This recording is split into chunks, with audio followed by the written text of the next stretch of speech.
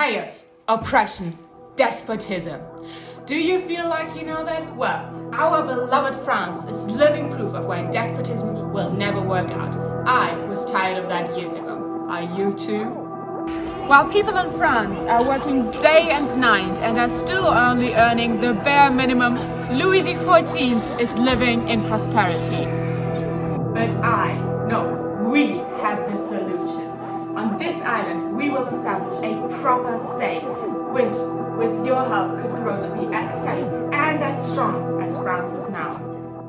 But in order for you to understand what we've been planning, I have invited my dear friend, anthropologist Michelle Houillet. Hi. So, to understand how a state works, we first have to understand how human beings work. Alrighty? First of all, humans exhibit a general tendency towards the evil. I figured that too. Basically, we are led by pride, selfishness, envy, and the seeking after power. And as a consequence, every person who has power is apt to abuse it. Just like Louis XIV. We follow the beliefs of Montesquieu, and unlike other philosophers like Locke or Hobbes, we believe that in the state of nature, humans are so fearful of each other that they avoid violence and war just by themselves. And because of that fear, states are founded and strong societies are formed. But most importantly, no single person should have all the power. Yes, because in the state of nature, violence inevitably follows from such a concentration of authority. Okay, but now let's get into it.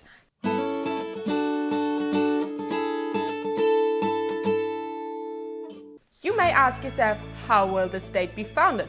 Our island is being founded because existing states give way too much power to specific bodies or people, which abuse the power, and that will eventually lead to wars. I want to maintain law and order, political liberty, and the property of the individual. I want a state without the abuse of power.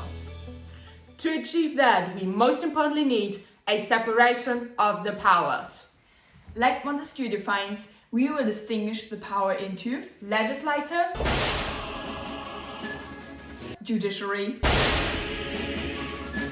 and executive. The legislative power should be represented by an entity that makes the law, shall be subject to the whole people, and shall represent the common will. Your will! It shall consist of two chambers with a mutual right of veto, a body of the people and a body of the nobility.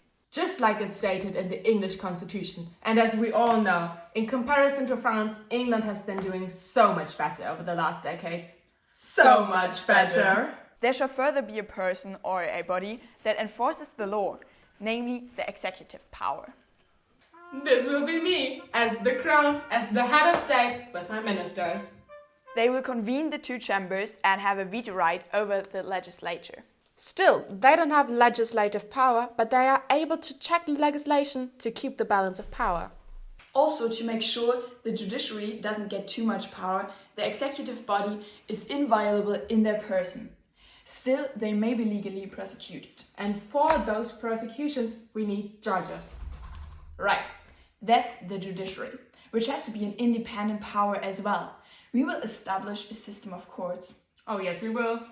A system that interprets, defends and applies the law in the name of the state. The judgments made shall be well-grounded and therefore fair, even if this takes some time. The judiciary shall not be a permanent body, but instead the judges shall be chosen by the people at certain times of the year in a manner prescribed by law. Did you hear that? Chosen by the people. Chosen by you. This separation of power will ensure that nobody is able to abuse their power. Because if those three powers are united in one person, this could lead to chaos and oppression.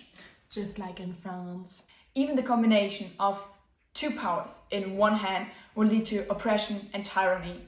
The separation, though, will provide order and protection as well as individual freedom. A combination that you've never seen before. No, never.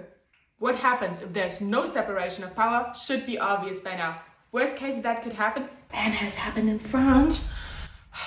One man or body could enact laws judge crimes, or carry out public resolutions. But what could that lead to? Everybody's worst fear: a despot.